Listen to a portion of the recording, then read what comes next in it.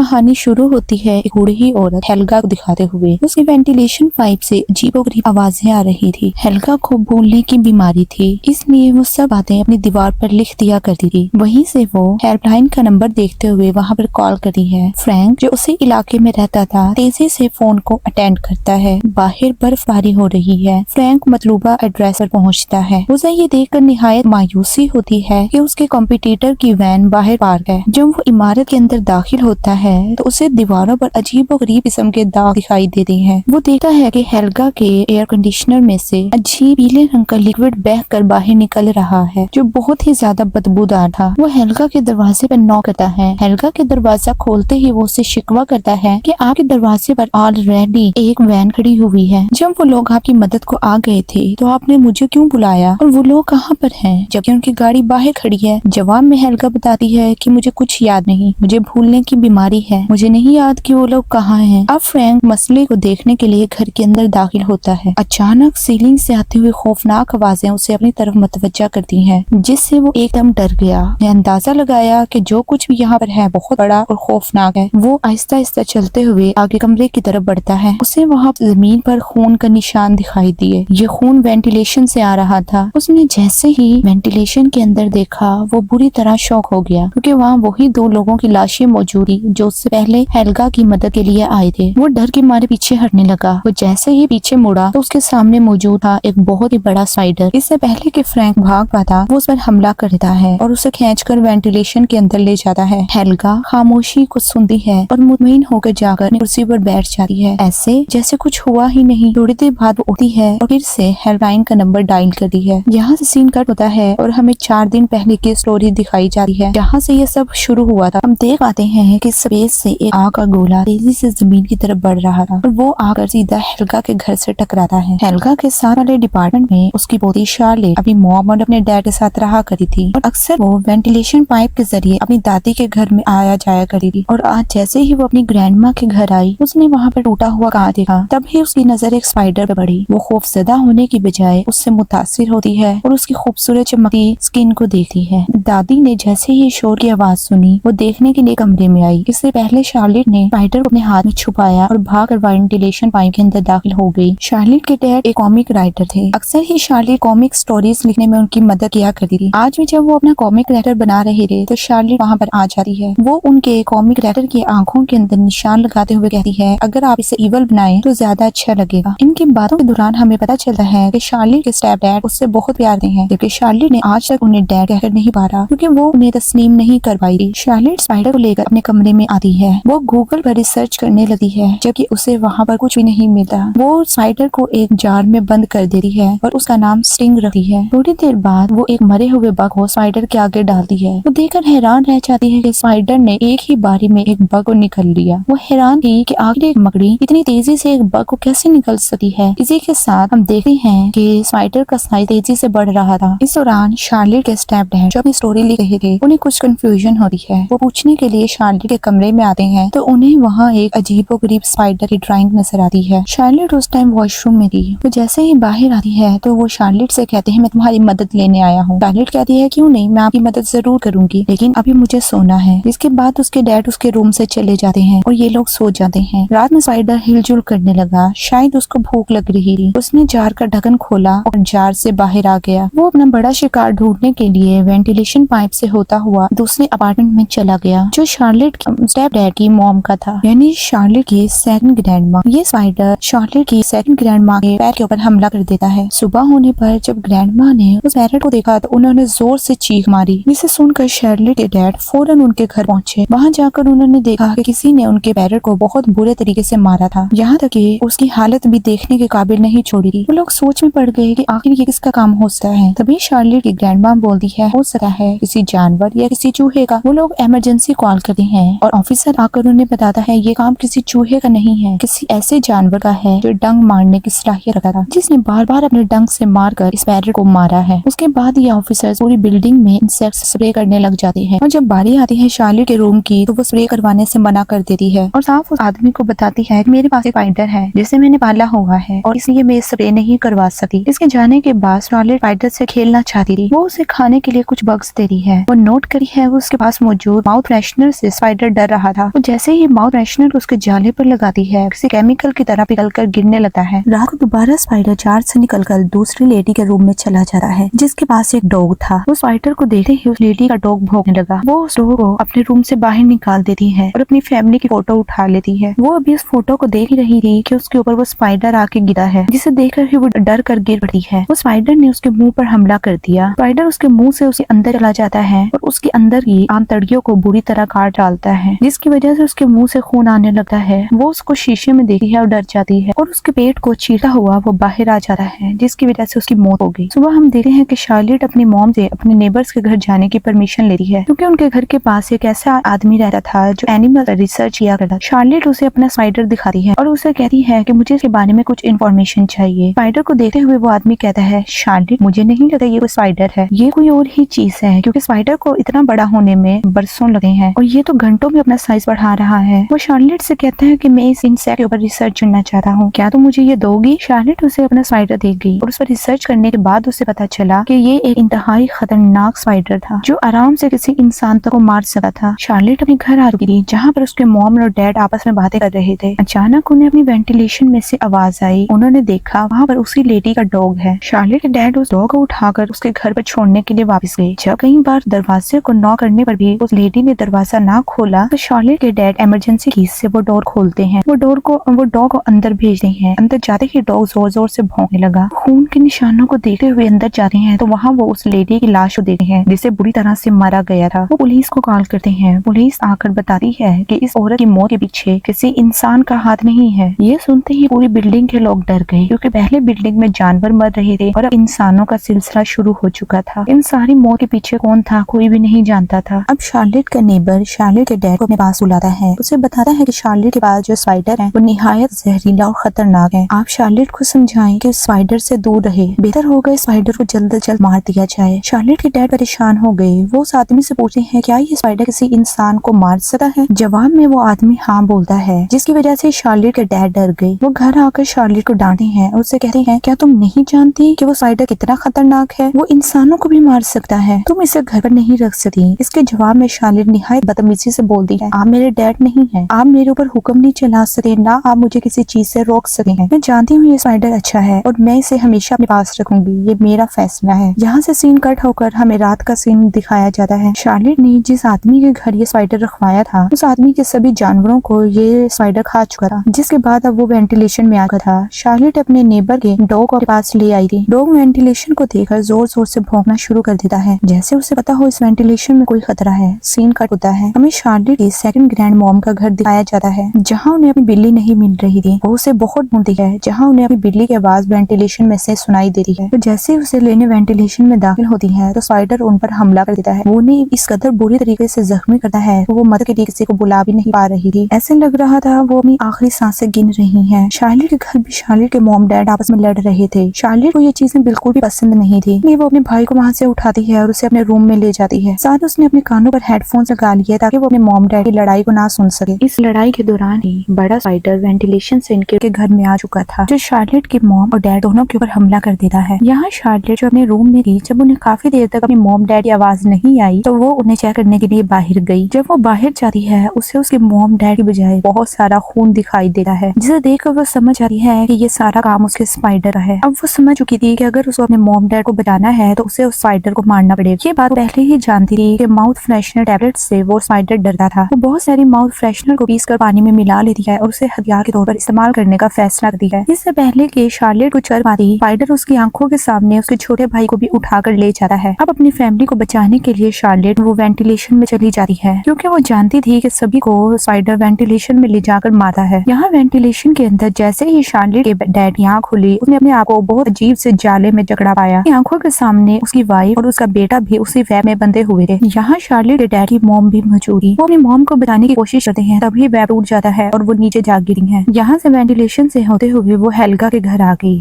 वो हेल्गा से इन सभी चीजों के बारे में पूछती है, मगर हेल्गा को तो कुछ भी याद नहीं था। वो हेल्गा के कपड़ों को सूखती है तो उसमें से माउथ फ्रेशनर की स्मेल आ रही थी, जिसकी वजह से वो समझ गई कि इसी वजह से अब तक हेल्गा को नहीं मारा। यहाँ शार्लेट हेल्गा से कहती है, आप यहीं रहिएगा और हो सके तो हेल्पलाइन पर कॉल कर दें। उसे अचानक अपने स्टेप डैड की आवाज आई। वो माउथ फ्रेशनर के पानी को अपने ऊपर डालकर जैसे ही वेंटिलेशन की तरफ जाती है, वो वहाँ पर अपने डैड को बंधा हुआ हुआ पाती है। शार्लेट के हाथ में माउथ फ्रेशनर वाला पानी था, वो उसे जल्दी से अपनी डैड के ऊपर डालती है और उनके तमाम नर्व्स टूट जाते हैं। शार्लेट बताती है कि माउथ फ्रेशनर का पानी है, इससे उसे स्पाइडर को मारा जा सकता है। वो दोनों अपनी फैमिली को बचाने के लिए निकल जाती हैं। दूसरी तरफ दिखाया जाता है कि वो ऑफिसर जो पहले पैरेट के मरने पर आया था, वो दोबारा हेल्गा के बुलाने पर वहाँ पर आता है। ये वही सीन था जो हमने मूवी के स्टार्ट में देखा। अंदर आते ही उसे एयर कंडीशनर में से ग्रीन कलर का बदबूदार मादा बहता दिखा। जैसे ही वो हेल्गा के घर के अंदर दाखिल होता है, वो स्पाइडर उसे मारकर की तरफ अपने साथ ले जाता है, जिसकी चीजें सुनकर यहाँ पर शार्लेट और उसके डैड आ जाते हैं। ये दोनों ही स्पाइडर के हमले से बहुत ज्यादा जख्मी हो चुके थे। वो इस आदमी को बचाना चाहते थे, मगर तभी उनके सामने वो स्पाइडर आ गया। शार्लेट के डैड अपने हाथ में पड़ा हुआ माउथ फ्रेशनर वाला पानी उसके ऊपर डाल देते हैं, जिसकी वजह से स्पाइडर डर कर वहाँ से भाग जाता है। रेस्क्यू ऑफिसर उसे बताता है कि उसके पास एक नेल गन है, जिसकी मदद से वो स्पाइडर को मार सकते हैं। जैसे ही स्पाइडर उनके सामने आता है, ऑफिसर नेल गन से उस पर हमला कर देता है। हम देख पाते हैं कि स्पाइडर के अंदर से ब्लू कलर का खून निकल रहा था। उनमें से एक नेल गन जाकर फायर अलार्म पे लगा है और सारे वाटर स्प्रिंकल्स स्टार्ट हो जाते हैं। इनके ऊपर पानी की बरसात होना शुरू हो गई, जिसकी मदद से माउथ फ्रेशनर का पानी जो इन्होंने अपने ऊपर डाला था और जिसकी वजह से वो स्पाइडर इनके पास नहीं आ रहा था, सारा का सारा धुलकर बह गया। अब इनके ऊपर स्पाइडर का खतरा मंडला रहा था। इसी चीज का फायदा उठाकर वो स्पाइडर रेस्क्यू ऑफिसर को अपने साथ ले जाता है। अपनी बाकी फैमिली को बचाने के लिए शार्लेट और उसके डैड आगे बढ़ते हैं। तो देखते हैं कि शार्लेट के मॉम और उसके भाई को स्पाइडर ने गार्बेज टनल के अंदर रख दिया था, जिसको बचाने के लिए ये दोनों ही टनल के अंदर चले जाते हैं। शार्लेट के डैड जल्दी से उसे टनल को ऑन करने की कोशिश करते हैं ताकि गार्बी की तरह वो भी इस टनल से बाहर गिर जाए, लेकिन बदकिस्मती से ये काम नहीं कर रहा था। वो जल्दी से उसी वायर को जोड़ने की कोशिश करते हैं, जिसको जोड़ने के दौरान उनको बुरी तरह से करंट लग जाता है। यहाँ वो गिर पड़ते हैं। ऐसे लग रहा था वो मर चुके हैं। इससे पहले कि शार्लेट अपने डैड के लिए कुछ कर पाती, वो देखती है कि स्पाइडर उनके बहुत करीब आ गया था। बिना वक्त जाया किए वो टनल का बटन दबा चुकी थी। कुछ किस्मती से टनल ठीक हो चुका था और टनल का दरवाजा उसी वक्त बंद होता है जब स्पाइडर उसके नीचे खड़ा था और उस दरवाजे के नीचे आकर स्पाइडर मारा जाता है। अब इन लोगों की जान फाइनली बच चुकी थी। ये लोग टनल से निकलकर अब शार्लेट के डैड के पास आते हैं तो देखते हैं कि शार्लेट के डैड की सांसें चल रही थी। वो बेहोश थे। उनकी थोड़ी कोशिश वो होश में आ गए। ये देखकर सभी बहुत खुश हुए और शार्लेट ने पहली बार उन्हें अपना डैड कहकर पुकारा। ये सुनकर शार्लेट के डैड हैरान थे। वो सब इमोशनल हो जाते हैं और एक दूसरे के गले लग जाते हैं। इन्हें लग रहा था अब सब कुछ ठीक हो गया और इनकी लाइफ बहुत अच्छी गुजरेगी, मगर ये लोग गलत थे। मूवी के एंड के अंदर हमें बहुत सारे स्पाइडर के एग्स को दिखाया जाता है। अचानक ही उनमें से एक एग खुल जाता है, जिससे पता चलता है कि खतरा भी टला नहीं। क्या होने वाला था कोई नहीं जानता।